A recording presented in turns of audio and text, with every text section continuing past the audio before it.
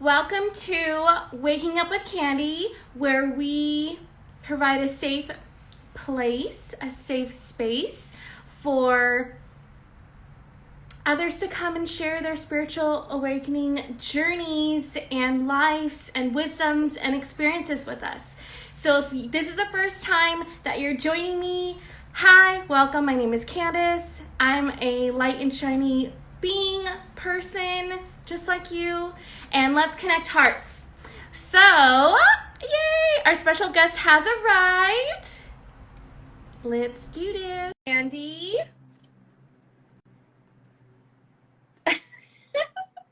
Okay, it's waiting.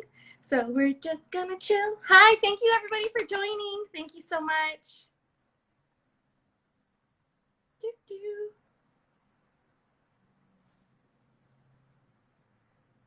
How are you guys doing?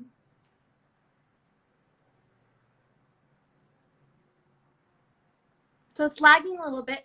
I think it's just normal. I mean, all the internet, everything's been slow, really slow. So no worries. Let me tell you a little bit about Brandie as she comes on. Brandie's a divine energy healer. She's certified. She is a certified spiritual life and business coach. And yeah, she helps to heal people's mind, bodies, and souls. So I'm really excited to get her on. Okay, so it said it's unable. So go ahead. If you can, Brandie, go ahead and try to request it again. If you could scroll up maybe and do that, or like jump off and then come back on so we can ask for the request again and try it again. Let's see. Is it me? No, maybe I could send it. I could send it. Okay, so let's see. So I sent it. So, yay, it worked. We did it. Yay, so exciting. Hi, Brandie. Welcome. Hi, thank you. I'm so happy to be here. This is exciting. This is my first Instagram live ever. Clearly, I didn't know how to join, so I had to ask you. But yes, this is me, finding faith over fear and some courage. So yes, woo! That's what we need to hear right now. So this is perfect, perfect, perfect. Brandie and I met. We did through Lauren. We have a mutual friend, Lauren, and she invited.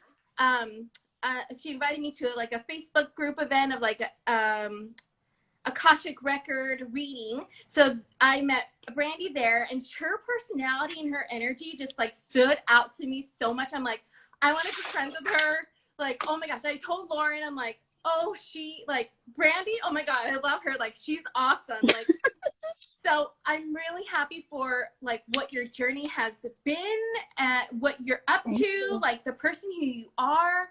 So anyway, I'll stop talking because it's not about me.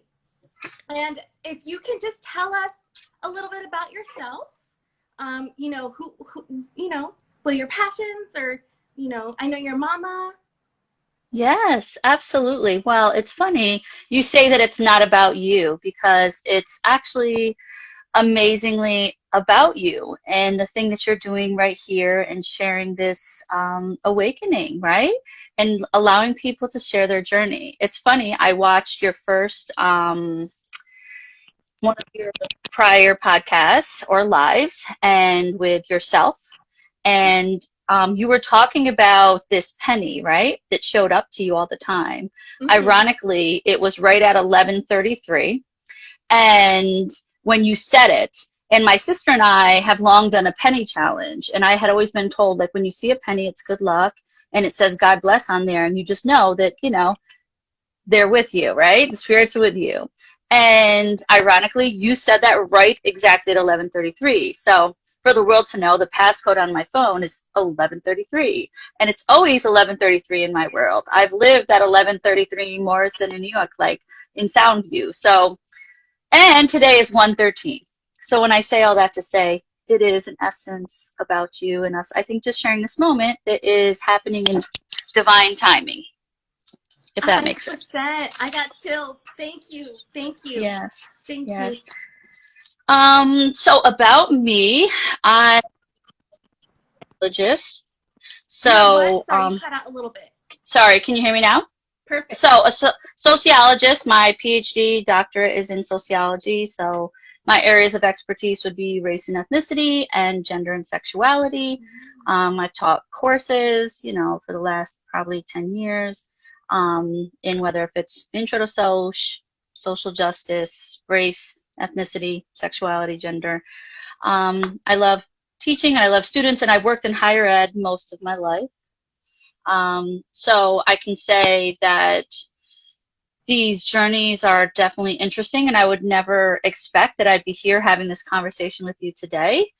So just know that everyone's spiritual awakening and journey is individual, and it unfolds exactly how it's supposed to, I guess. Yeah, so I mean, I was historically I've always worked in higher ed. So 3 years ago, I was working as the director of institutional research. So in essence, I was a data dork, and I would crunch numbers for the college, like success rates and all that fun stuff. And I had that from losing my mom and so many other people at one time. So I went out on medical leave, and my contract wasn't renewed. So I basically lost my job at that time. And, you know, I think that's been part of the journey which has brought me to where I am today, if that makes sense. It does. Yes. So through pain comes amazing growth. And I can tell you the pain has been present.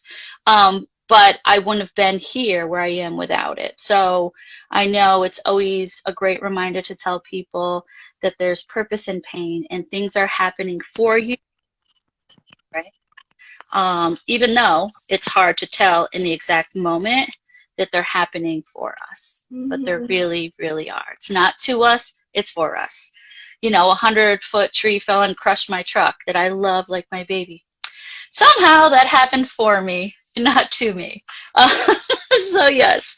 So I think that's my background. 4 years ago, I did, because my job, I just wasn't fulfilled and I wasn't happy. I was almost like a human zombie.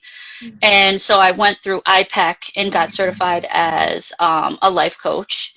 And so, yeah, then and that kind of came, I'm taking like breadcrumbs backwards out of me. I lost my mom 6 years ago, what was like my best friend. She was only 15 years older than me. And basically it was tragic. You know, the hospital, in essence, you know, killed her and allowed my mother to pass away and die. And so out of that, there was these daily affirmations that I would channel frequently because I just needed some goodness in my life because I lived in a gray cloud, right? And, you know, I had lost my ex. She had got killed and fell in front of a train 3 or 4 months before my mother died. Then my mom died. Then my other ex, his best friend died. Some of my best friends died. I had like 20 people. Our friend's daughter, like close friend, we watched her as a little girl. She got killed. Like when I tell you just death was knocking at my door, I'm talking about it was just present. And because I have always been a hyper empath, though I didn't know what that term was. So what you're going to find here is that you, I think, have a world of wisdom in this arena. I don't. So it's interesting how these all unfold. So in the last like 5 years, I've learned more and understand what an empath is. And I've always been a hyper empath. I don't just feel, I don't just know. I hear, I feel, and I see people's feelings and emotions and their energy that deep within my body. Like I feel pain and everything else on a completely different level, I think, than most people. And I think it's hard to explain that to other people. But I think that's also another part of my journey and how I've got to where it was and became a certified energy healer through Oliver Nino's Geo Love program. Like I prayed for him because the weight of the world was on my shoulders. After I lost my job, I sold my house. I moved to my sister's house. We call it the penthouse, but it's really the attic. And but my sister was gracious enough to take me and my 3 dogs, and my ex-partner and my son into her house, and I'm blessed to have that. But it was a huge adjustment to having your own space and all of those things, right? But I knew that I had to be willing to give up everything in order to gain anything. And that's what I was doing, right? And so I prayed for Oliver's program. I had seen the Geo Love Energy Healing program. I didn't see that, actually. I watched the video on the 8 senses, because I've went to different psychics and different mediums, and I've just always been drawn to them, always, right? While I was remembering who I was. And so I watched that, and I was like, wow, I'm going to do this one program that he had. It was for 30 days. I think it's called Authentic Living. And so, yeah, I basically chose to put on pause because I didn't want to join another program and not be able to do it. So I've done like Ian Van Zant's, like she's been a game changer and a lifesaver for me on many times. But so I just put it on pause. But interestingly enough, when I was really, really like just suffering, where I know that the universe, the source, God, Allah, Jah, Shiva, Krishna, whatever you want to say, yeah. the one sends me where I need to be there, right? And this has always happened all my life. Mostly now that I am older, but somehow I tend to be a messenger for people. Or, I saved a girl when I was out, hanging out in the bathroom while she was passed out, with her privacy out, and saved her life. God willing, she lived and was good to go, right? But every time, when I tell you, it could be from that drastic to as simple as another person who I was hanging out and at, restaurant, club kind of thing. He had to make this big life career decision, and boom, I just walked up to him and was like, liquid diarrhea, here you go.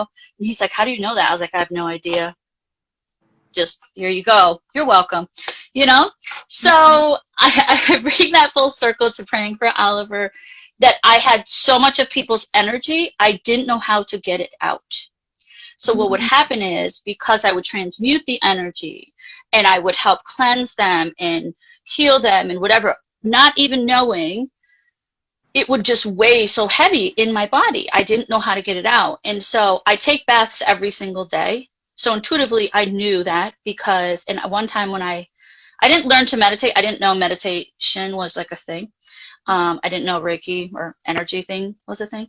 But when I learned about that, then I got still enough, and I think I learned and mastered that from The Power of Now, Eckhart Tolle's book. And when was it? Like, yes. When did I would say that would probably be like 10 years ago. Yeah. Yeah, between 7 and 10 years ago, where that started, right? Okay. And so I listened, and I was quiet enough. And that's when I learned, like, meditation, that how important it was, and that it could be useful, and that your spirit talks to you. And I actually learned from that too, that I know when it's the difference between my spirit talking to me and when my ego is talking to me. And I differentiate that because it'll say you or we, and that is my spirit talking to me. When it's I, that's my ego talking to me. And it's good to know the difference, because we're often like, well, I have all these thoughts in my head. How in the world am I going to be able to navigate this, what have you. But that, for me, has really significantly worked. But I can tell you that if we were to take it like all the way when I was young, I was probably about 3 years old, and there was spirits in our house. And my parents were actually together at that point. And I could hear them downstairs, like if they were talking to you and I. And I had this big yellow bear that my grandfather gave me, and I could hear my parents in the next room talking, because they could hear, I don't know if they were throwing stuff on the floor or whatever. There was things going on. But both of them were too scared to come and get me.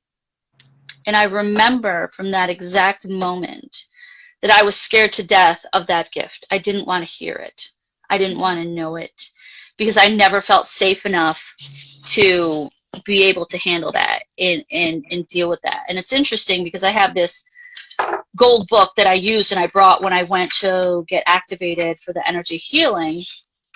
And I somehow actually channeled that memory, and knowing that that was one of the reasons that I just kind of left that gift in and of itself right there.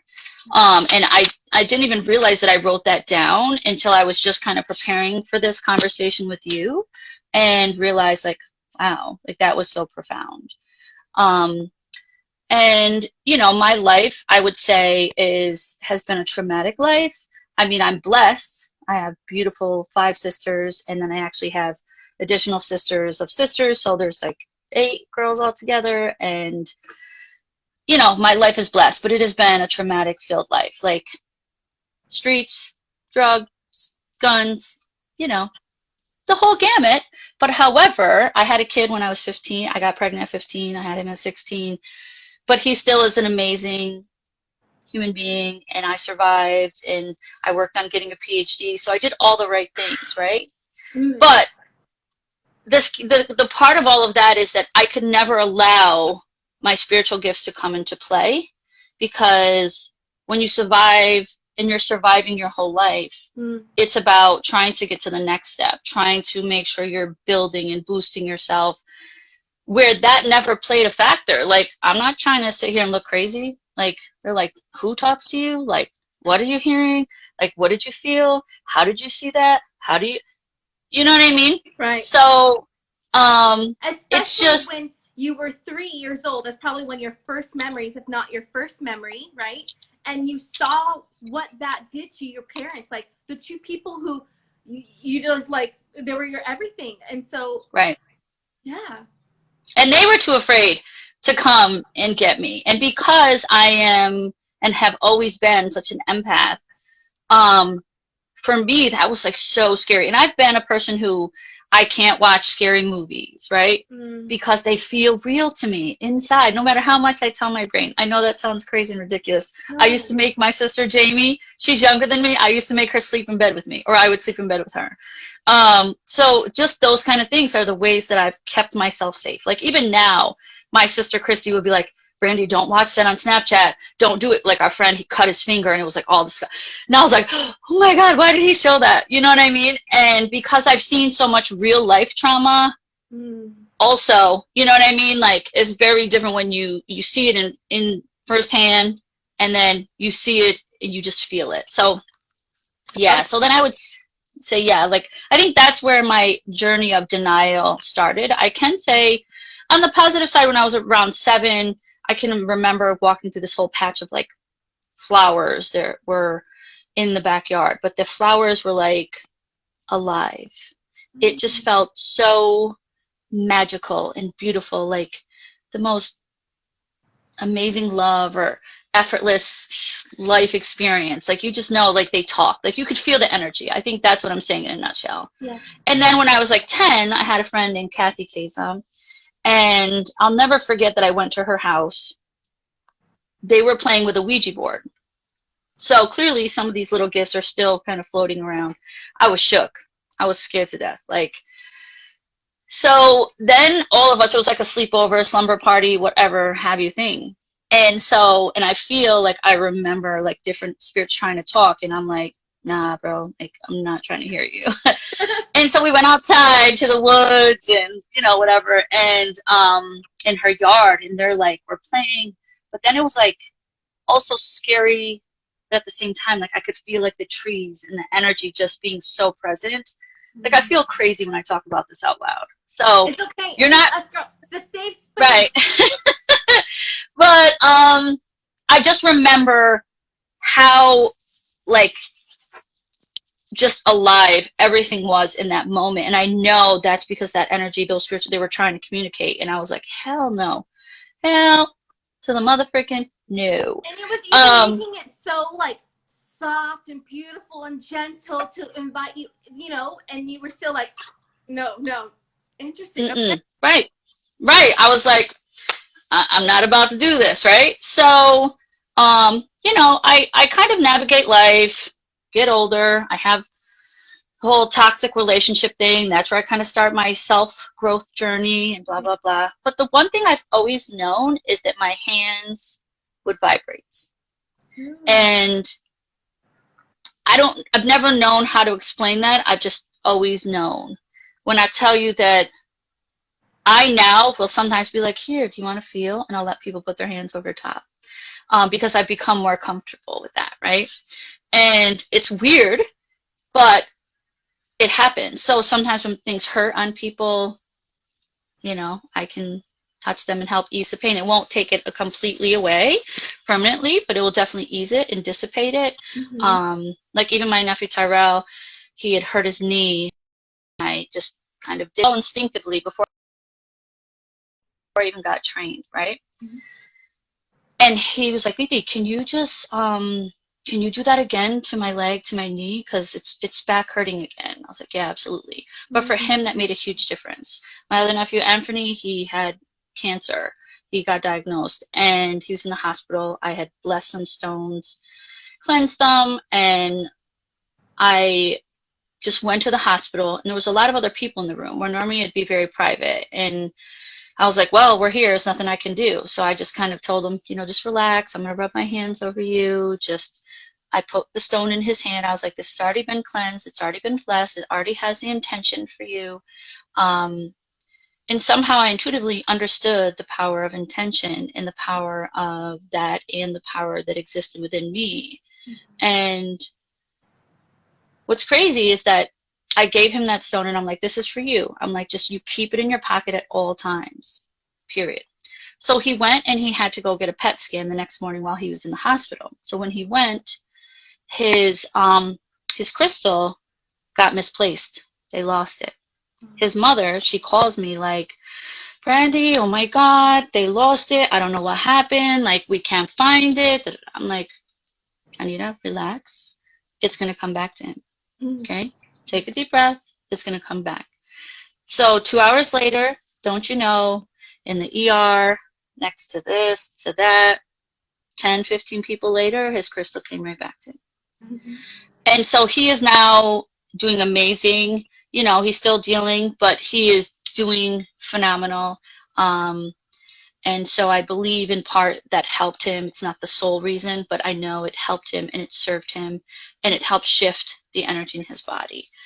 So those, I think, are things like kind of leading up to where we are today, right? If that makes sense. It does. So, can I ask you really quick before you continue? Yes. So how, because I know a lot of empaths that they have now recognized that they're empaths, but they don't know what to do with it, what it means, how to protect themselves daily, how important that protection of their energy is. So is there like little, like, you know, can you say some help SOS on that? Yes, that's a beautiful, beautiful question. And thanks for bringing that up. I think one of the reasons that when I went through Oliver's energy healing program to become a certified energy healer is that not only that I needed to know how to get energy out of my body, I needed to know how to protect myself, right? Because what I have found is that because there is this light in me, and I don't say that egotistically, I say that God, the universe, has always sent people. Interestingly, we'll have this conversation quick in a second about religious and spiritual.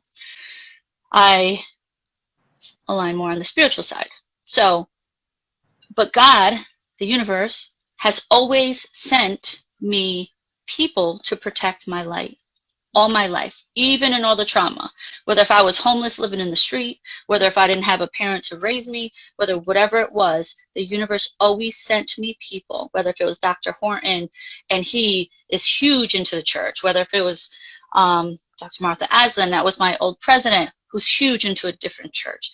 My friend Cassandra, who's huge into the church. She goes to church like every single day of her life, right?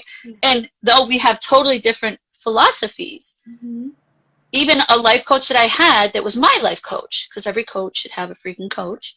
My coach, she just was like, there's just a light in you, and somehow I'm here to protect it. And I was like, wow, that's crazy. I'm like, I know that, but you know that.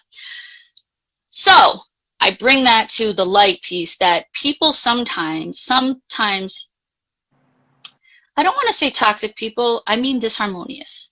I don't want to say negative, I just mean people who, they got a lot more work to do and they're trying to get closer to the light, but they will sometimes suck light out of me in a way that it's so draining and exhausting, then until I can get it out, it's almost where I can't function. Does that make sense? Yeah. So that's why I needed to know. So what you're asking me is, how do you protect yourself, right, as an empath?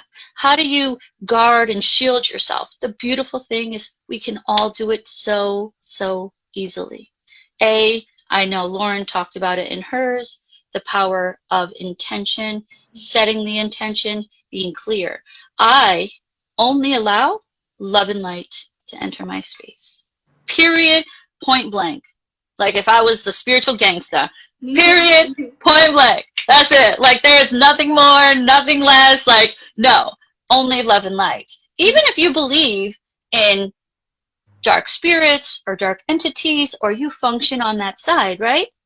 That's cool. Who am I? But that's not going to come into my space. And I don't allow that to enter. I don't receive messages from them. I'm not going to share messages from them. So part of the intention is really affirming, using your words. You don't have to talk out loud. You can talk even in your head, just the same way some people identify it as praying, right?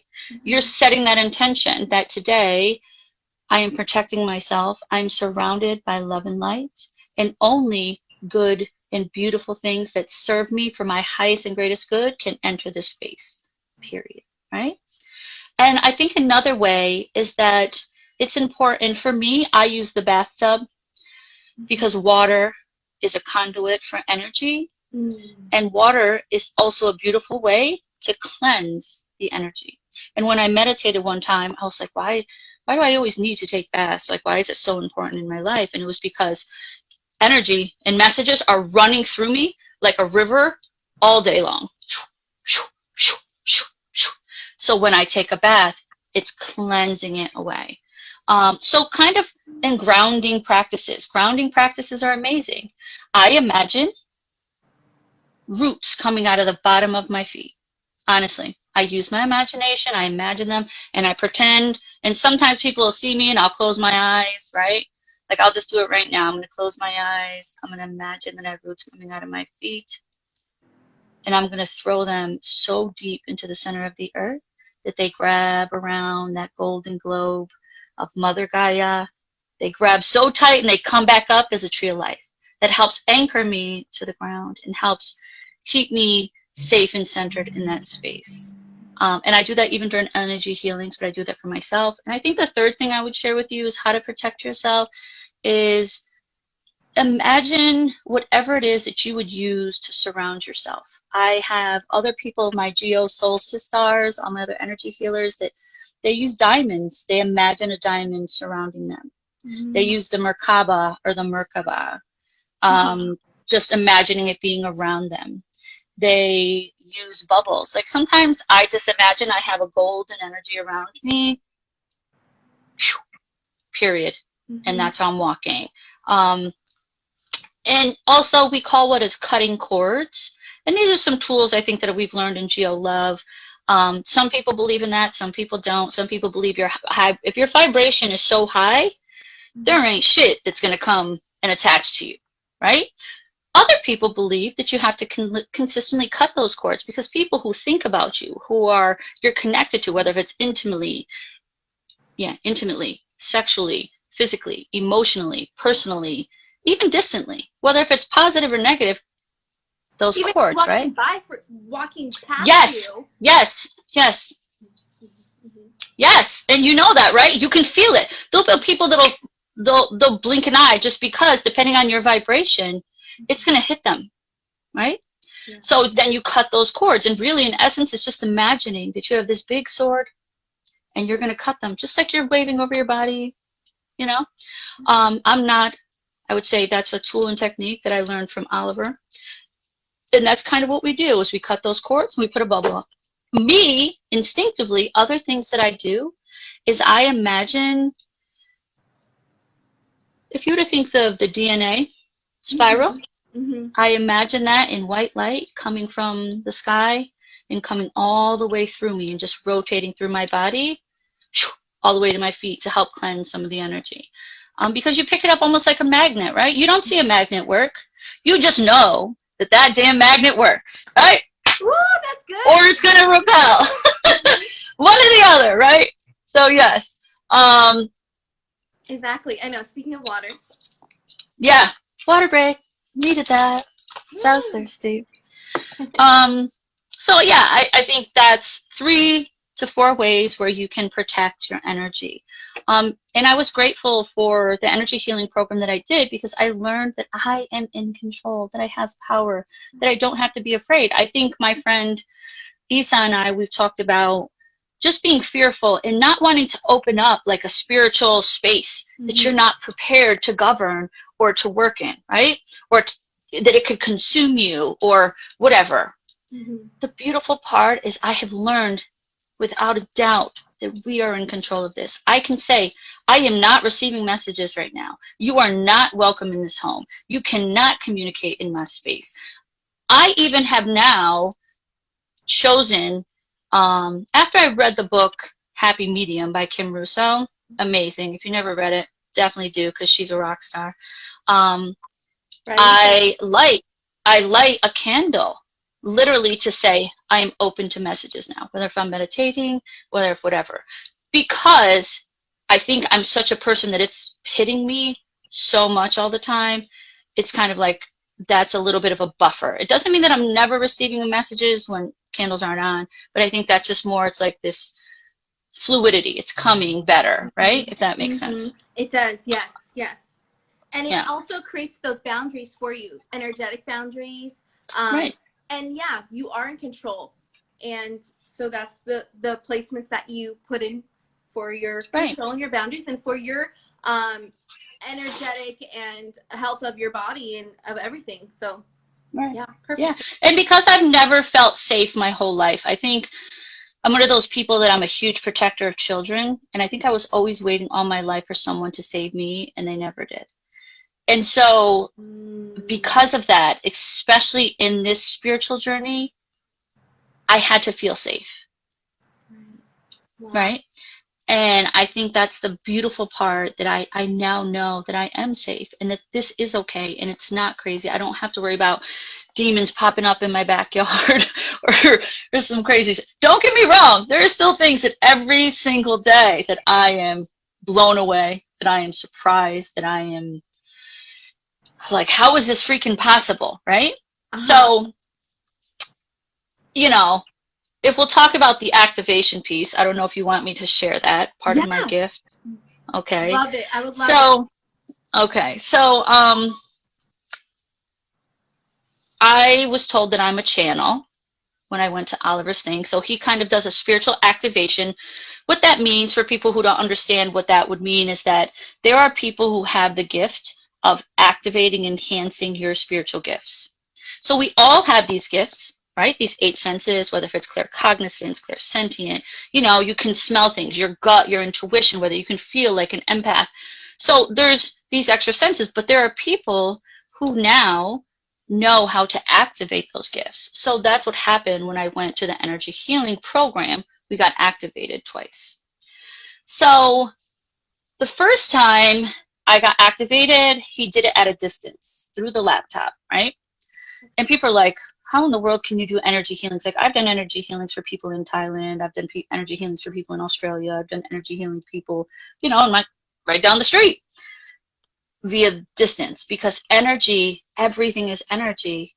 It has the ability to travel, and you can connect to that same frequency. Just like I plug in the vacuum to the wall. I don't see the electricity work, but I know my vacuum's going to turn on, right?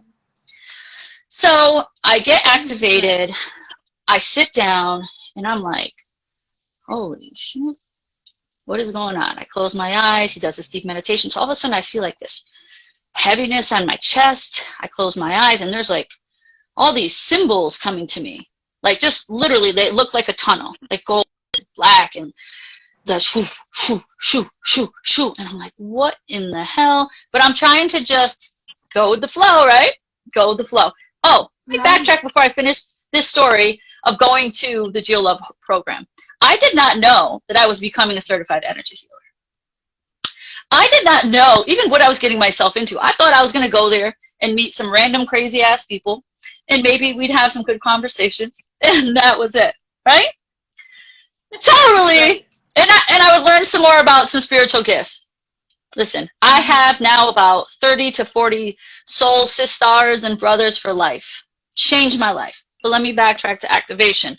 So the activation has all these signs and symbols. When my eyes are closed, my body's like pulsating, and I'm like, whoo, good Lord, what is going on? So in that experience, I've never had that happen before, and I know it sounds insane. So I come back and I kind of read like what I wrote during that time.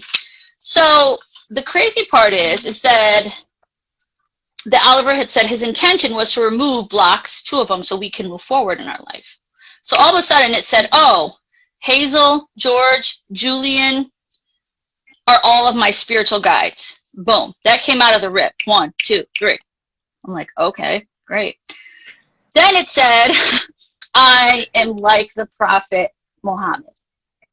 And I'm like, wait, what? Can you say that again? I'm like, the who? Yeah, the Prophet Muhammad. Oh, Muhammad. wow. Yeah. Mind blown, right? And I'm like, yeah. So it says, people need to hear my voice, so it replaces their internal gremlin. So the gremlin is the person inside them that tells them that they're not enough, that they're not worthy. And I feel and hear, and they need to feel and hear my light. I have a direct line to the source.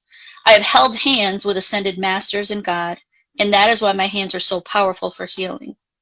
My spiritual guides were handpicked for me based on my wealth of power and their gentle way to guide and lead me.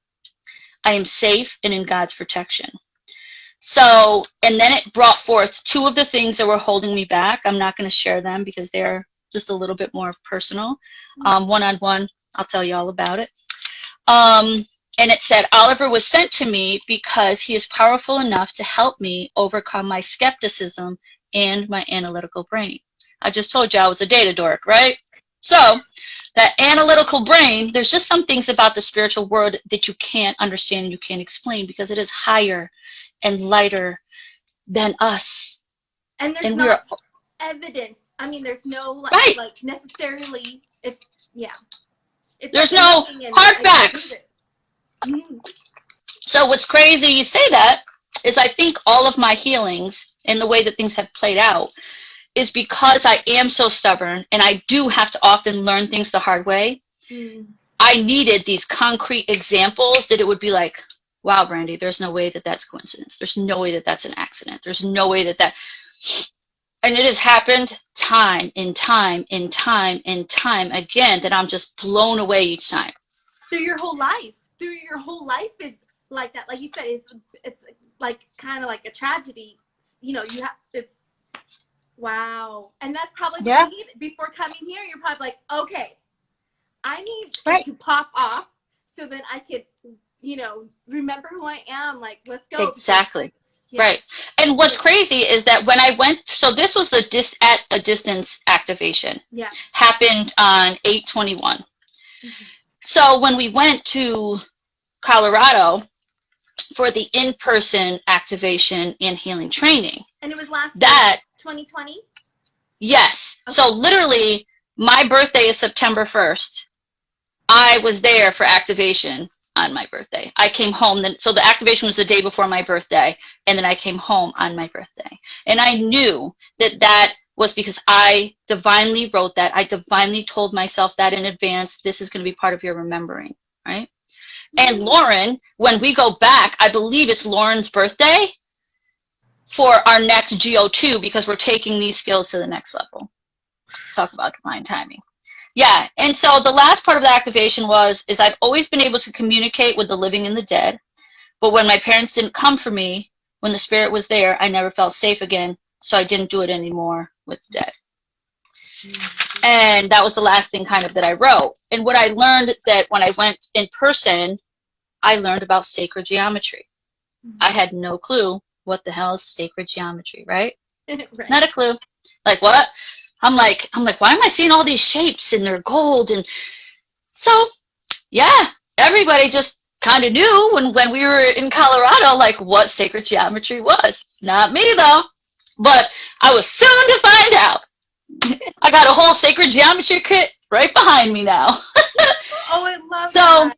yes, in Geo Love Energy Healing, one of the difference between, I would say, Oliver's energy healing practice and others, and as well as Reiki, is he uses sacred geometry and love to engage in this energetic shift of removing and shifting energy in the body, right? Yeah. So yeah, I that that was my first time for the first activation.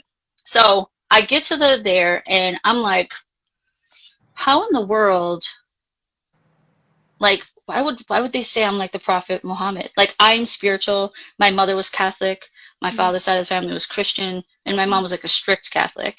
I've been raised around Rastafarians, Muslims, a wide variety of faiths. So, but in essence, I was never forced into organized religion. My mom, just because I think of her trauma in the church, didn't impose that on us. And so I'm very spiritual. So I'm like, how could you say me, Brandie, am like the Prophet Muhammad and I'm a messenger and I have these messages? Like, I just couldn't wrap my brain around that, right? Your So analytical I meet, brain. yes, or just Brain. anything. Yes, I just am like, what? Like, why would me though? Why me? That's the question, right? And so then there's this gentleman there who is Muslim, and we just have these amazing conversations, and and it was just, he was wonderful, and he gave me a lot of insight, and we just talked about it. And I'm like, because when I went there, I didn't know what a channel was. I didn't know what a transmuter was. I didn't know what a weather and technology person who has that gift was. I didn't know, like, psychic, I knew psychic, I could say that, or a hands-on healer. I didn't know what, so I'm asking all these questions to all these people, like, while they're there. I'm like, how do you guys know this language? Like, Oh my who told you that? What, you know what I mean? I And love like, it. even Malia, who works with Oliver, she's kind of like chuckling.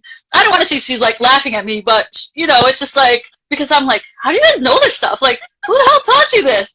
I have no clue, right? So I'm really like going in this like willy-nilly, blind, no damn sense. It's so, and you're so funny, and so I wish I would have seen it. But it's so wild because you're like, huh? Wait, what? But Yeah. you're living it. Like you Right. have your whole life is filled with these experiences, and Yes. and you're like, oh, okay. And then I'm sure you were like connecting in your brain so much, like, okay, that happened to me. Oh shit, that always happens to me. Okay, that explains that. So Right. super fascinating. Okay, Yeah, I love it. Okay. where it's connecting the dots. So I'll just tell you, when I went to the ranch, we get signed in for our rooms. This chick, Ashley, who is like my wonder twin, I love her. It's my soul sister. She lives in Bermuda. And they give her room passcode. What do you think it is? 11, 13, 30? 1133. I'm like, really? Press my phone. Like, what are you talking about? How the hell is that your room number? So I end up with 1155. The fives always come too. So yeah, Ashley and I, and maybe you'll welcome us both back on another show, because I can then tell you how we both survived almost getting killed and eaten by a mountain lion, and how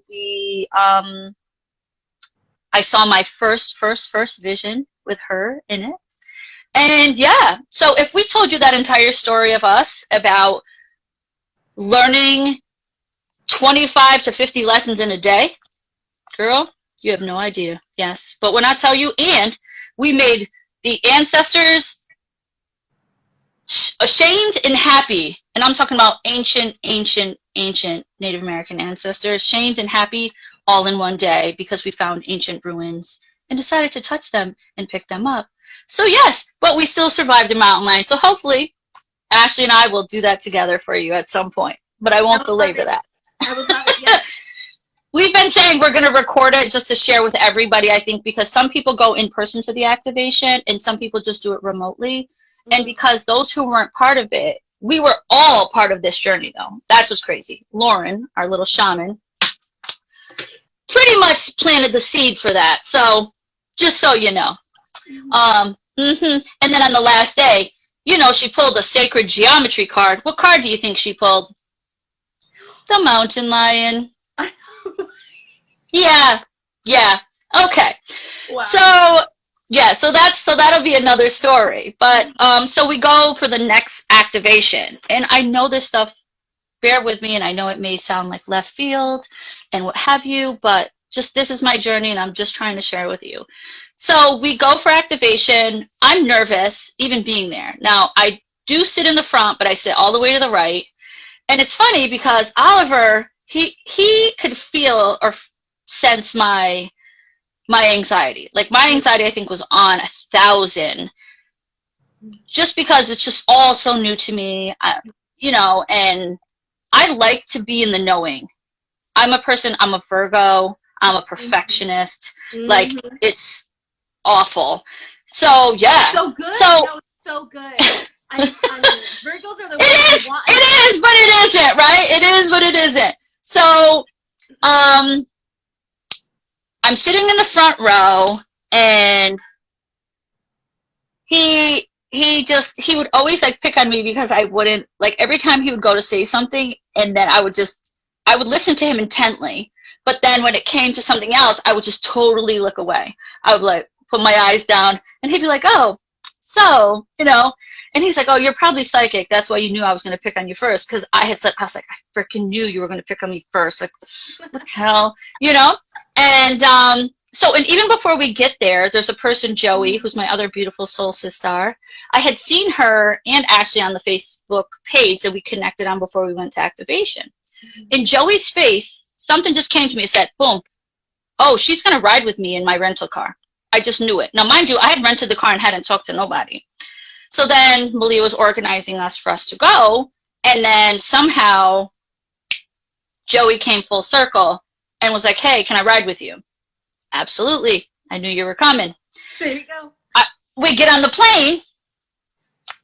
I got this quirky, beautiful, bright-eyed Joey with her little hat on, comes and sits down right next to me. She has a mask. She has a hat. She sits right next to me on the freaking plane. The last ride from us to get to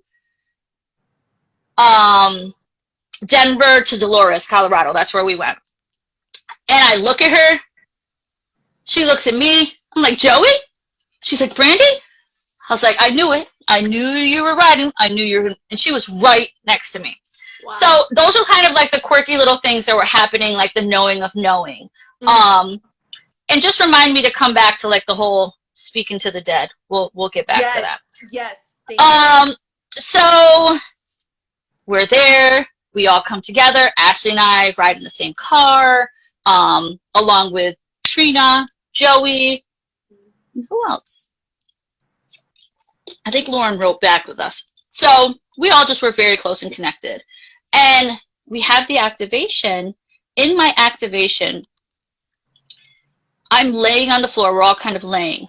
Now, I feel, now mind you, I didn't even know at the time what the different chakras were called. Okay? I'm talking about in September. We're now in January. I didn't know what the different chakras were called. So I feel like in my abdomen, it's called the solar plexus, this pulling and like ripping, like just the craziest thing during activation. And like my chest lifts up, like I had more breath in my chest that I felt was even humanly possible. Like I don't even know how much air could get into my body that way, right? So in essence, I walked up. So here, let me just. I love they have a ruler. I know, right? Because I had to, you know, make a little face over here. I mean, because I know the story like firsthand, but in essence, I walked up the stairs to the source, right? So I was kind of called to walk up this stairway, and usually I would say for God, I would say they or he or she, because you know I don't believe there's gender in heaven, but this felt very masculine, and so basically I'm walking up like these clouds, right? And then there's this group of people that are there, what I now know to be the council. And that's the council for God. So he said, "I've been waiting for you." He's like, today's the first day of the rest of your life. I knew you were coming. And literally, like, with so much unconditional love, like, he just reached out and just hugged me so tight. And I know this sounds bizarre, but like the most vivid visions you could see and feel, like to the point when he hugged me, like I wanted to cry so intently. But because you're in that activation and you're energetically in that different space, it doesn't allow your body to come out. It doesn't allow it to come out. And so basically they said, like, once you walk through me, anything that exists will no longer exist. And so I said, okay. And I walked through, literally just walked through God. So I was kind of like ushered back around to come back around in the front now that I had went through. And so there's this book. It's golden. It's right in the middle of this space. So I kind of pick it up and I try to like put it on my hand like this and just like open it and like speed read it, like almost like. So God, the source, whatever, the spirit was like, no, no, no, no. Takes my hand. You need to hold it on both sides like this. I say, okay. And this white, bright, and golden light shoots out from that book into my head and into my body. Like so freaking powerful. And it said, like, anything you ever need to know, you now know. And so, yeah. So, and it powered all the words of that have ever existed and all of the required knowledge to share on earth for healing, love, and light for all. And then what's crazy is he said, I love you, my daughter. I love you. And you know, the crazy part in the beginning, he was like, that I've been waiting for you. Like, that was so powerful. Like, I knew you were coming. When he said that to me, it just rocked my world because I knew that to be true. But it was kind of like, we knew you were coming. And then he said, I love you, my daughter. And I was transformed and released. And he had said to me, you are my archangel Dionysus. And I'm like, a what? I'm like, a who? And he said, you are my archangel Dionysus. Okay, great. Right? So I take that, I come back down. So I'm like, how could I be an archangel? I don't even know who archangels are. And so what I've learned, so there was a lot of other parts, but like there was waterfalls coming out of my head and my feet. I had, if you think of like a filing cabinet, how the drawers come out, they were just being pulled out of my back, like boom, boom, boom, boom. But all the programming that I had in my body all these years was taken away in that activation. And so it was crazy because the water was coming like from my head to my feet. Like you couldn't even see where it began or ended. And it just said, like, I was just free to fly. There were shelves, like a bookshelf. And, you know, I told you that part. And I felt very heavy when I was waking up from the activation. Like my body was just almost glued to the floor, like so heavy. And it's interesting because my friend who sees spirits, her and I just did a recent healing that we should have long done. And she's the only other person who, when I have been told their higher selves, was said that they are an archangel. And also Dionysus, so there'd be Dionysus and Pseudo-Dionysus, both of them are male. And, you know, I have my masculine side and my feminine side, right? And for her as well, it's masculine. And so her story, though, when the healing was happening, she didn't know all the intimate details of my healing. But she told me very, very similar things that happened in that moment and in that experience. So it was just incredible. And yeah, so, I mean, I felt dizzy and my hands were hot and just so many things. But that was like my activation. And before my activation, just being there, because it's such a high frequency energetic place, people don't realize that space and place and locations, that's why you have things called vortex. Well, I'm not going to tell the person's name because I don't want them to be on the spot, but they know who they are. And but land in space and place, so that is a high frequency, high energy vibration place in space. It's really just incredible. So my visions there were bananas. Like when I was there, I've always had visions, but like I knew like when car accidents would happen, even while I was, you know, a teenager, I would see them. I already knew. I didn't change it, but I knew. Boom. Like my son used to tell me, how do you know this, Mom? Like what? I'd be like, I be knowing. I be knowing like I know. And he's like, ugh. So, you know, but my visions, even before the activation, were so insane. Like this was a drawing. Now, that's terrible art skills, but you'll see that that's the Ankh. Wow. And what's crazy is Oliver is sitting up in front of the room, and he's, I'm just hearing him talk, but I'm like now not listening. And I can just, all of a sudden, he just shifts. Like he has this robe on, and it's like very that linen, ancient clothy kind of material. He has like these leather sandals on. He has this necklace. I didn't know it was called the Ankh until then. Wow. So he has this around him, like, and I'm looking at him. Now, mind you, he doesn't have any of this on. This is just literally I'm seeing him in this vision.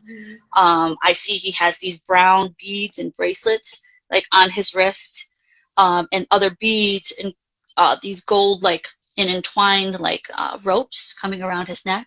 And he still had long hair though, and he had this wrapped around his head, and he had this book in his hand, and he was going to different people, and there was these sheep or lambs behind him, and he's just going to different people to give them this message, regardless of if they would resist or not. He would still be fearless and give them these messages. And it said that he that this was the divine version of him.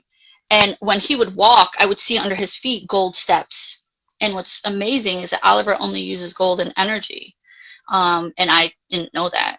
And also it said that he was either an architect or an archetype, right? And that he was this beautiful messenger.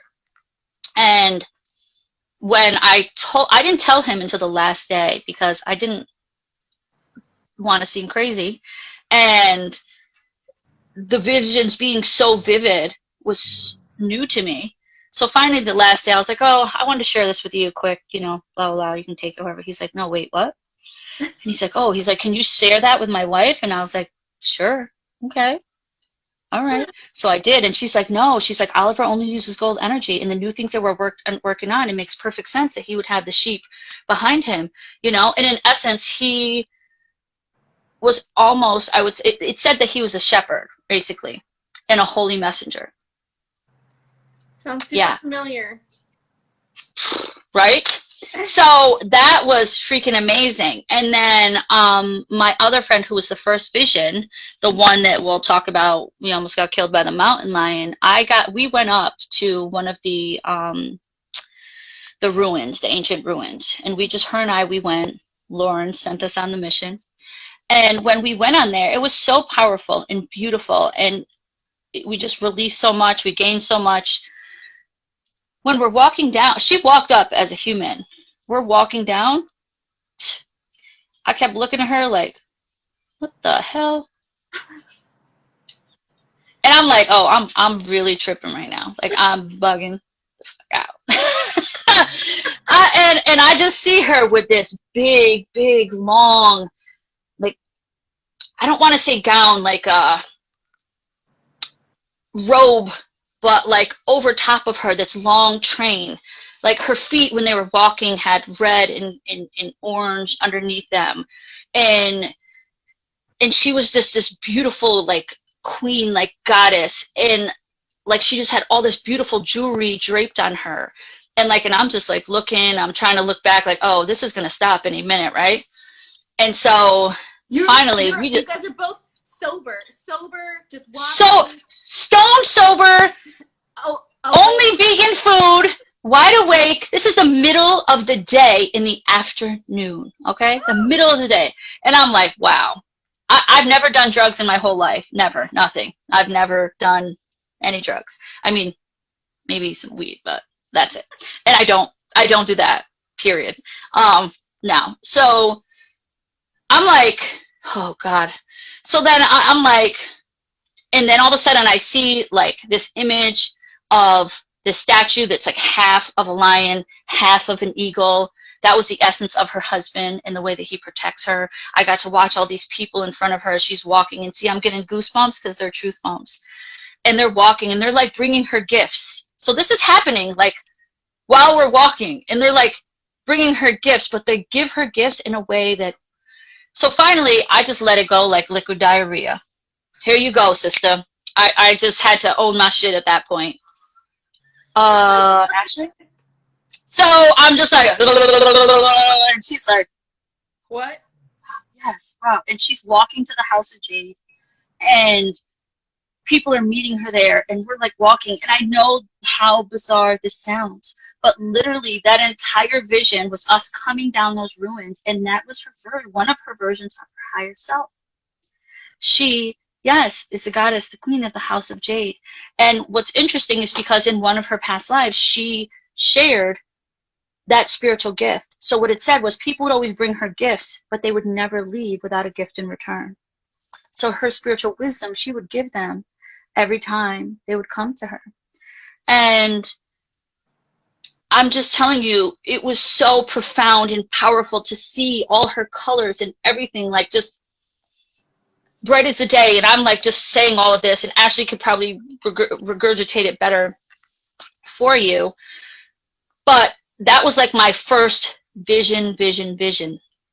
And then when I came back, there was the gentleman who him and I talked about the Prophet Muhammad and why that would even, how that would resonate, to me, and why would I be a prophetic messenger, And I seen him as like this Trojan warrior, kind of, for better description. And I didn't tell him the first night because I'm just looking like, oh gosh, what is wrong with me, right? I'm like, there must be something in this water. Like, I must have bumped my head. I'm like, I don't know, right? So the next day, we're in there and doing our lessons or whatever. And I was like, hey, I saw you yesterday and you really look like this Trojan warrior. And he's like, wait, what? And I was like, yeah. And I kind of described to him, like, you had leather, you had these skirts, you had these, sandals that were like this, so on and so forth. And he's like, wow. He's like, I just was telling whoever his friend was, she was there too, how much I resonate and identify with the movie, what's it called? 300? Oh, yeah, there's a 300. Yeah. Mm-hmm. Okay, so that type of, and he's like, I really feel like that's part of me and my higher self. And he's like, how could you know that? And I'm like, I don't know. Just telling you. Right? You're welcome. So yeah, here you go. Drop the mic. No. But yeah, so I tell him that. Now the girl who was also in the program, she's like, oh, I hope you get to see a vision for me too. And I was like, yeah, me too. But it just didn't happen, right? And it's interesting how if it's for your highest and greatest good, mm-hmm. things will come through. I'll get that, and then I can share it with you. But if it's not, it won't, and maybe it'll be for a different time. Right. So I seen Oliver's, I had seen Ashley's, I had seen Dr. Jude's, and interestingly enough, I got to see my own. And I remember I was walking to activation, and I was just me. No one else was outside. And like, I literally turned into Dionysus, but I had these wings that were so huge and white and powerful, and just, I've never walked more powerfully in my entire life when I walked to the activation, and I kid you not. And my learning in this, I don't know why these gifts have been given to me, and I know that we all have them, and they're all different for everyone, right?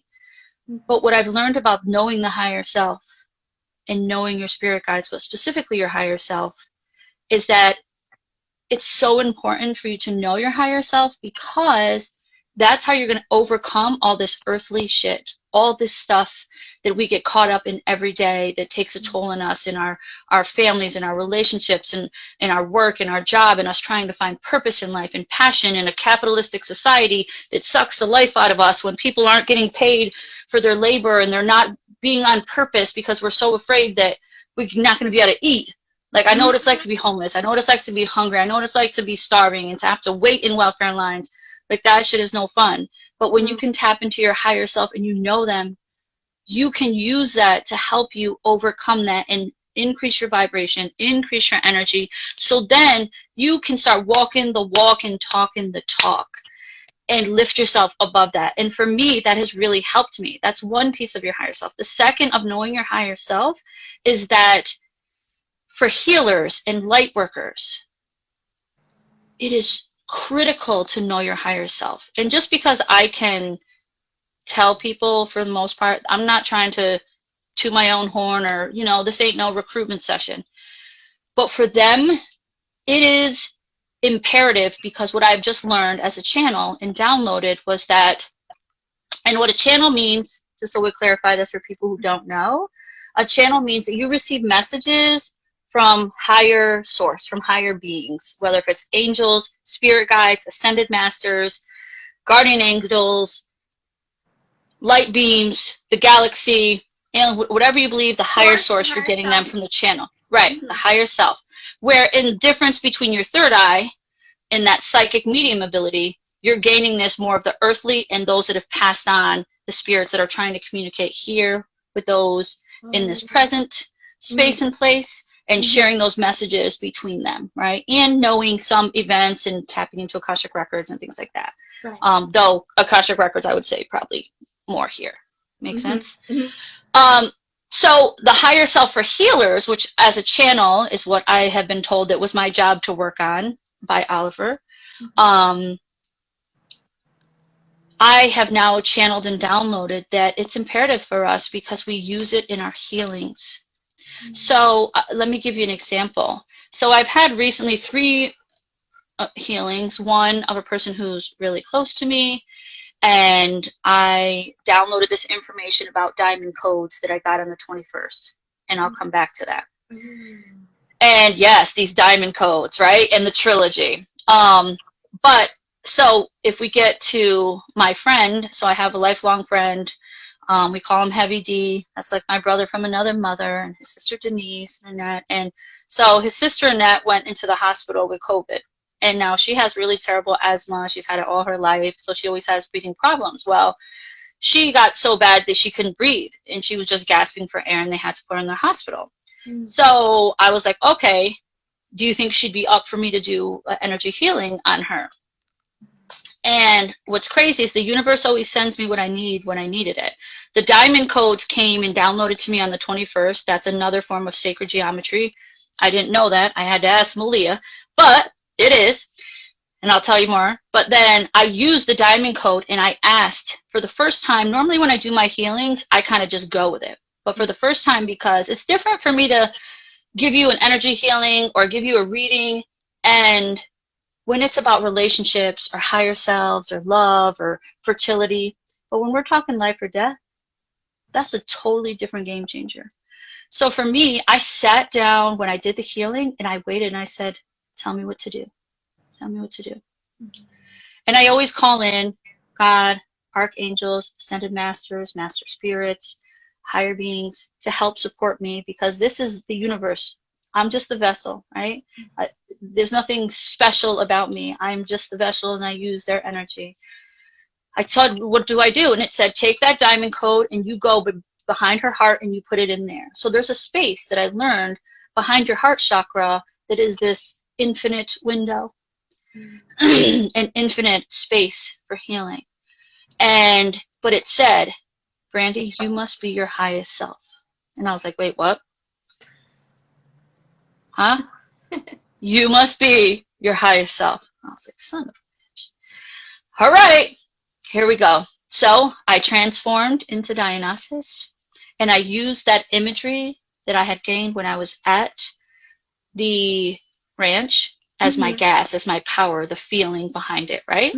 So the thought is one thing, as Joey's famous words, that feeling inside, that's your gas, right? So that's what I did. And I stepped inside, and it said, go behind her heart space. I stepped in, and my wings were huge, and they just worked like inside. Now, I've never had a healing where I've been my higher self, or there was wings that it just almost like disintegrated everything. And I was able to take the cords from all the different chakras, step behind her heart center, and bring them all in. And as I was bringing them in, they were disintegrating. Like, and I'm watching this. So it's kind of like me watching me outside myself. And so I just do the damn thing, but I followed direction. I listened. And that's where I understood and know that for healers and light workers, or people who are even just, you could be a life coach that uses your intuition. It's important to know your higher self, because you're going to use that to deliver whatever love and light in the world in the best, most powerful way. In this case, for Annette, she messaged me after. She's like, Brandie, I don't know what you did. She's like, but I could barely move without gasping for air, but I could now sit up and actually eat my food. Oh, wow. And she is now home. So I don't think, and I'm not claiming that that's entirely me, right? We have medical practitioners for that. We have, you know, all of the beautiful sciences to contribute, but I do believe that energetically that was needed and necessary for her. So as a channel, I've downloaded how to do intergenerational healings from these diamond codes. And the person who he's close to me, and the diamond codes came on the 21st. So the 21st, you want to talk a little bit about that, where the thinning of the veil and, you know, all of that fun stuff that I have become to know or learn from you beautiful, you know, astrology galaxy people? Yeah, sure, of course. Yeah. Okay. It's just flowing here. So, I mean, feel free to elaborate about the 21st, but from what I understand is that the universe hasn't been this aligned, and all the planetary alignments and everything else, the stars, galaxy, and everything else, in 13,000 years. And we are now in that ascension process and that transition towards love and light. Some people call it Christ consciousness. Some people call it ascending. Some people, you know, we're just making this damn world a better place. Period. Point blank. Okay? So the 21st was that beautiful alignment. And so the whole day, I kept closing my eyes and seeing this diamond shape in gold. And I always know, like, when there's weird things like happen, because I'll feel very loopy. This is new to me, so I'm just trying to learn how to navigate it. So, and it was this diamond, and it had these little tiny dots that were black inside, and then gold that would come in white from behind them. So that had come, and I didn't know what it was, and I was like, what the frick? Like, I keep seeing this damn thing. I messaged Malia. She's like, oh, it sounds like you're getting downloads of sacred geometry. Oh, go figure. Then I'm like, well, who the hell's sending it to me, right? God, Jesus, Mary, like, you know, is it angels? Is it spirits? Does it just exist in the world? Does everybody see these? Like, you know, I just have all these freaking questions. Like, what the hell? So, in essence, because of that powerful day and everything being lined up, and I guess my gift of vision and channeling, that code I was able to see, and other people, other healers in my group, it came through to them, but not necessarily as a vision. Some of them it came in songs, some of them they just instinctively used it, some of them it showed up whether if they were watching a video or whatever. But how it looks and how I described it, so I did a call with all of the Geo Soul sisters to be like, hey, listen, so I did the healing for the guy who's close to me, and that was the first time I used that. And something had said, oh, he's probably going to write music called the Diamond Codes, and has something to do with the trilogy, his past self, his current self, and his future self. Well, using the diamond codes in his healing, I was able to learn from that moment. I downloaded or channeled how to do an intergenerational healing using Metatron's cube. I know, what's Metatron's cube? That's the inside of the Merkaba. You got to Google it, because I didn't know what it was either. So don't feel bad. Yes, so I had learned from that experience and doing his healing. I saw his body and where to put it in Metatron's cube in order to heal the past self on the left and the future self in the front. Which the third person, who is the other archangel, so then it went to the next one, who was the hospital, and then the third one, who's the archangel. I used it on her, and that was the first time I did intergenerational healing. Yeah. And so it's crazy how these things come together and they're linear, but it was necessary for me to share that with all the healers, that we have to be ourselves, higher selves. And what I learned, I knew that there was something to do with 33 with this specific one, and I had Googled it to try to find a picture. So there is an image of sacred geometry, and you'll find it on Pinterest, except for it's like this, but I always put the diamond like this, and it has like the bigger circles in it. But the one that I got has more circles because it has infinite possibilities. So it is the infinite diamond. It takes the 33 and multiplies it by infinity. So that way it can be used differently for different people. So those portals light up differently whenever I put it in each person. Like the person who's the archangel, it lit up linear. Wow. Linear, like this in 5, where I did a following healing with one of my soul sisters who had to get surgery. And it popped north, west, east, south. Yeah, you get it. And it was all 4 corners of the diamond. And it worked totally different for her. And then her healing split the diamond into 3. So I now got another download of sacred geometry on how to use that. I have no clue. And then I found the image online on what I saw and how it happened. So I think that's for me how I've had these constant reassurances or synchronicities to confirm what I'm saying is not insane, right? And not crazy, and they just come because that's what's needed and that's what's necessary. And I'm supposed to share these messages, and I'm supposed to use my voice because I've always been very scared I've worked on my life to be a professional, right? And this shit sometimes sounds crazy and bizarre and like bananas, but at the same time, like I know that it's important for me, like, this is part of the plan. This is part of the plan. This is what I'm supposed to be doing, you know? And so yeah, that's the diamond codes and how that helps in intergenerational healing. Yeah. Wow. I mean, there's a million other things I could tell you. I think we could probably talk for eternity, but I know. I'm like, oh my gosh, it's going to like an hour, almost an hour and a half. And I'm like, oh, but yeah, I could just sit and ask you so many. I have like notes here, so many questions I want to ask. And listen, you can ask me a million. Like, I'm here for it. If you're here for it, I'm here for it. Period. Like, I don't have anywhere to go. I mean, my kid has to go to sleep at some point, but he's fine. He never likes to go to bed anyway, so you know. Yes, me too. I just think just for this specific live and for our first session because then, I want it's going to be too, I just feel it's good if we kind of wrap it up just for the sake of other people's time, I guess. But like, I don't want to. I know. And eventually I could tell you about like my medium experience because I never trusted in that. I kept getting that, like, medium. As soon as you said that you have your body, empath body, I was like, ooh, is she a physical medium? And I kept getting that mediumship, and waiting for you to, girl. And to talk about that. Okay. So interesting. I have been to different mediums, different psychics, so they'll be like, oh, you're a lighthouse, you're an empath, you're these different things, right? Mm-hmm. And so when I went to this women's retreat, and so this lady did a reading for me, and when I walked up, she's like, oh, are you a reader? She's like, because you just came up here with an army, and you should be. And I was like, no, right? So the medium thing, I'll give you 2 examples, and I'm trying to, I'm just trying to be patient with myself as that grows. So death clearly has been a huge thing in my life, in grief.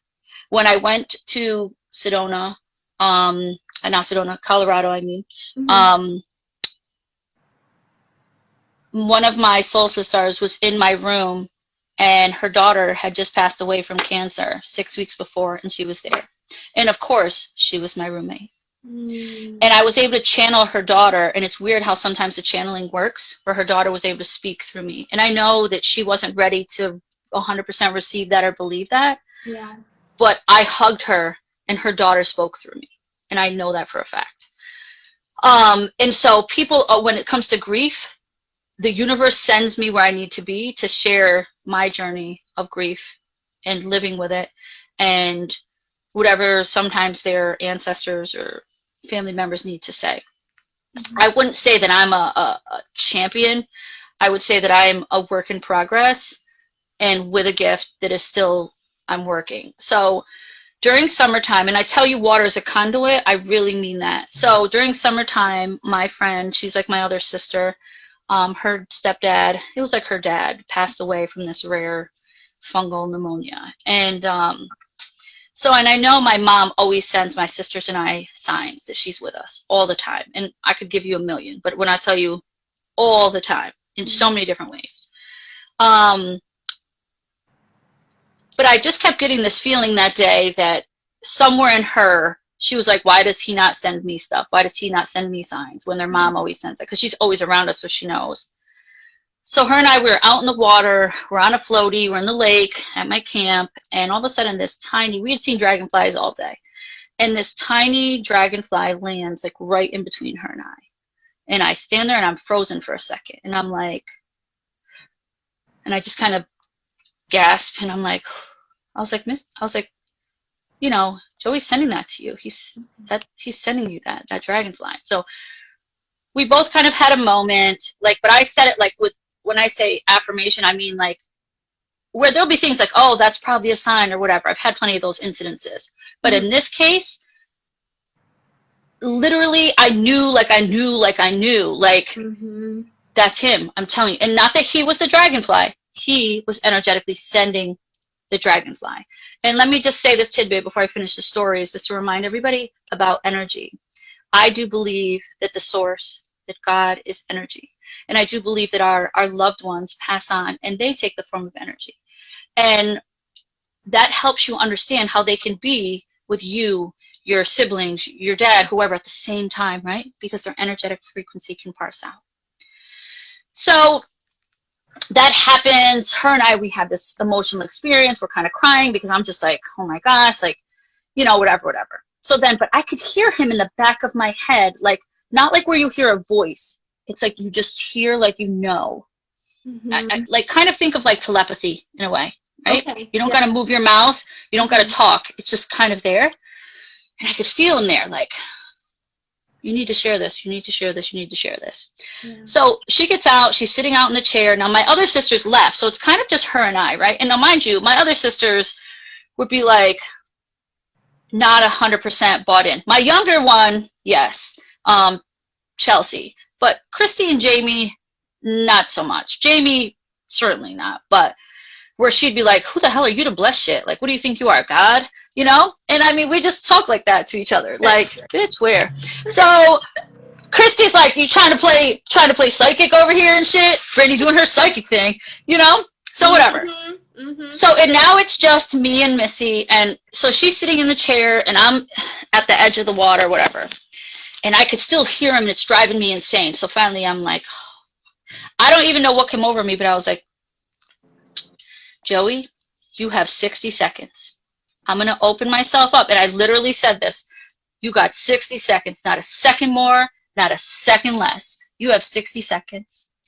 And I laid down on the raft in the water while she's in the chair. And so I lay back and was like, can you tell Sue? I was like, hey, is your mom's name Sue? She's like, yeah, why? I was like, ah, shit. I lay back down. So I just let it flow. And the crazy part is like all of this stuff kind of comes. She like loves gold, and so he loves gold and left his gold necklaces to her son, and he was like making jokes like, she loves her jewelry the way I love mine, and she had just like traded out her gold earrings that day for cheap ones so she wouldn't lose it in the water, and all of these things are kind of coming through, and he's like, please tell her I am the best I've ever been. I am the best I've ever been. Please tell her. And then he had all these other messages for her, and so, you know, I'll truncate it to be short, but he kept showing like this circle, and it had a crescent moon and like 3 stars in the top, and it was in gold, and that's what I could see. It was just like every time I closed my eyes, it was there. And he's like, tell her the crescent moon. Tell her the sliver of the moon. She's going to know it's me. Tell her about the crescent moon. Tell her the sliver of the moon. I'm like, okay, fine, I'm going to tell her. So I go and tell her. So her and I don't even ask her permission. Now, when I'm coaching you, I'll ask permission for things. What I've learned is it is not my job to ask you permission in these circumstances, because I am just the messenger. And that is my job for those who have passed on and those who are here. And so I just spit it again, liquid diarrhea. Blah, blah, blah, blah, blah. So then I'm asking her, so I'm like, I tell her all that, we're crying, we're having this moment, and I'm like, but do you have like, what's the deal with the moon, the sliver of the moon, the crescent moon? I don't know. I was like, do you have like a gold charm? Like, did he give Tyrell one? Like, is it on a bracelet? Is it a necklace? She's like, nah, I don't, you know, I don't have anything like that. I'm like, you sure? Because I'm thinking it's got to be gold, right? So back on the ranch, we're talking for a few minutes. She's like, oh, but wait. She pulls up the side of her shorts and her bathing suit. She's like, oh, but I got this tattoo. It's a circle with a crescent moon and 3 stars. Oh, him and I got it, you know, when his sister passed away together. I was like, chick, are you kidding me right now? Girl, I was like, what? Yes. When I tell you, like, it blew me away, I was like, oh, Lord, have mercy. Like, what? And that was kind of like my first, like, acknowledging, like, wow, this shit is real.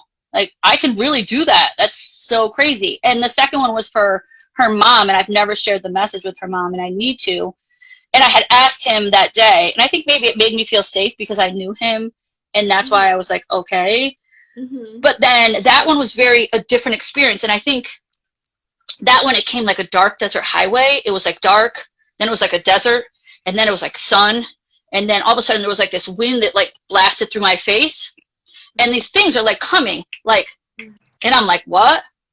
Because I was like, what sign do you show her? Like, how do you tell her you're, you know, what do you send to her to let you know you're thinking of her, you're with her, whatever. And then all of a sudden it kept playing, and I was like, oh shit, on a dark desert highway, cool winds in my hair. That's a song called Hotel California. I was like, and I'm by myself in the water, and I'm like, oh my God, it's a song, it's Hotel California. Like, what? But then her mom left to go to the casino before I could tell her, and I just haven't, I guess it hasn't been the divine timing for me to share that with her yet. And so, and I say both of those stories to tell you that how everybody functions is different, how everybody's gifts are different. Like, please trust them, please honor them, and know that they don't have to look like mine. They can look totally different. You can have a channel who channels from the moon. You can have a channel who channels from source. You could get feelings, you could get sense, you could get taste, you could get videos or music, like all of those things. Like, it's going to come to you very differently. And please know, like, it's okay. It's okay. They just come different for each person, right? And, you know, people that will do healings like, that are my Geo healers, because we've healed each other a lot. I probably had 50 to 60 healings, and I can tell you, I've changed my life because of healings. And I'll wrap up with that probably. But just know that everybody's like, oh, I wish I had the gift of sight or vision, whatever. But the things that they do, like, Joey talks to trees. Like, they tell her things. Like, when I say she channels stuff, like the most beautiful meditations, like, Lauren knocks me out the box with all the rituals that she comes up with and how she knows these different things. And all of these beautiful, beautiful people that I have worked with, their gifts function so different, and they all have multitude, and how they work together. It's like the most beautiful tapestry you've ever seen. It's like almost heavenly, right? It's insane. So yeah, and I bring it home with like the energy healing piece. I've changed my life. I am not perfect. I am still healing because I have a lifetime of trauma to unpack. Um, but I can say like I made major shifts in my life and I can breathe right now. I can function. I'm not dying from my grief. Like, yeah, you can mention my mom's name, or like my sister yesterday said, "Hi, Mama," and she did it in a way that it felt like she was saying that to my mom, but it was really the grandmother to my nieces. And in that moment, like I just almost started to cry. But I can function. I'm functioning. I was able to end a long-term relationship and give us both the gift of love and both the gift of release. That it's still not easy, but I had, like, it was needed. It was necessary. We were both dead and dying. And that healing made it possible, all of these healings. So when I tell you, get an energy healing, it doesn't have to be from me. It can be from anybody, but you want to do like a good series, whether if it's for a month or 3 months or at least every other week, it is going to unpack and unblock all of this baggage, just like in a car, right? You get an oil change and a tune-up so you can clean all that gunk out and it runs smooth, baby, right? Smooth. You're like, yes, press on the gas. Now you want your body to do the same thing. That's why you get energy healings. And then get yourself a badass coach. It's going to help you turn your good to great and do all the shit that you wish you've been doing. And you'll be able to use your spiritual intuition to help guide you, not just the regular 5 senses. So, yeah. Exactly. And it's about, yes, it's all within us, right? You do it, you're on yes. your own. But working together, like you said, this interwovenness of togetherness, because you can help point out something within me that I am like, you helped me, it click within me. You know, and that's how, and that's what the beautiful thing is about working together with another person, connecting. Yeah, sharing. It's life-changing. It's life-changing. Like this gift that you gave me today was so beautiful and powerful, and I never would have done it if you didn't invite me. I mean, I did my first Facebook Live the other day. It was horrible, but I did it, and I'm here. And I think that this connecting with other people and being open to learning and being okay to be afraid, being okay to know that you don't have to have all the answers, you don't have to be perfect, you don't have to know, but everybody has this within us. And maybe energy healing isn't for you, or maybe it doesn't resonate. Find another way to unpack your stuff. You know, because that's not the only way. Clearly there's plenty of other ways and modalities.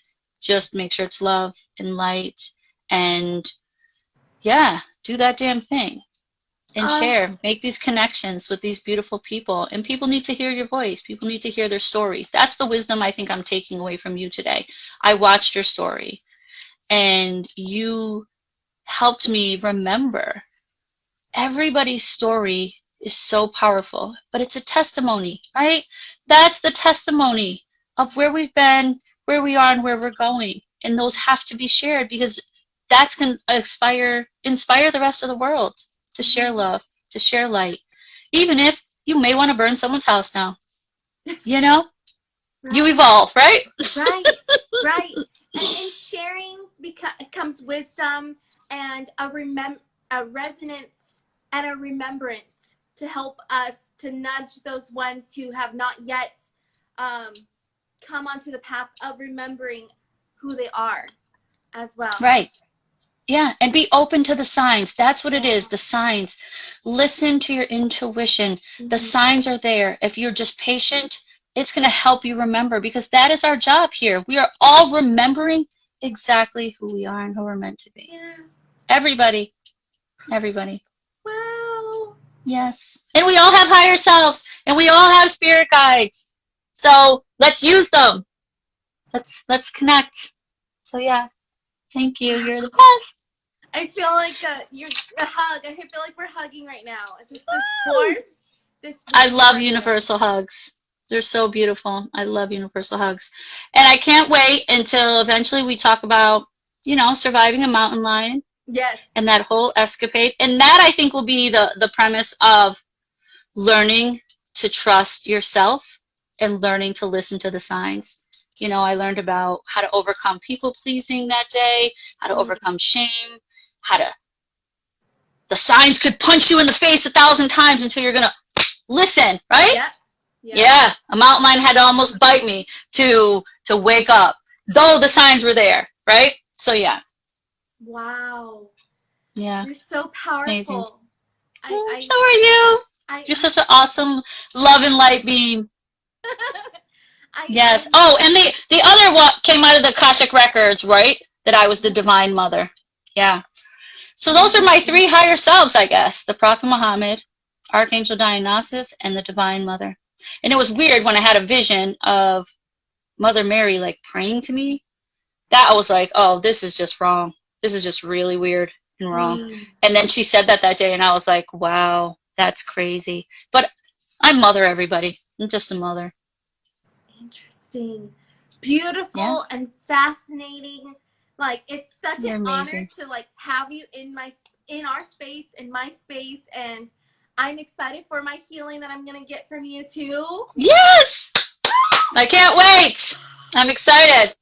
I'm honest. I really am so appreciative and grateful and really honored that you shared with us. Like, I'm so excited for more. I'm so excited for more. And Thank yes, you. until next Me time. too. You're the best. Thank you so much. Thank you. Love you. I love you. Group hugs. Yay! Mwah. Thank you, everybody. Oh, you're so sweet. Okay, bye. Bye. Bye.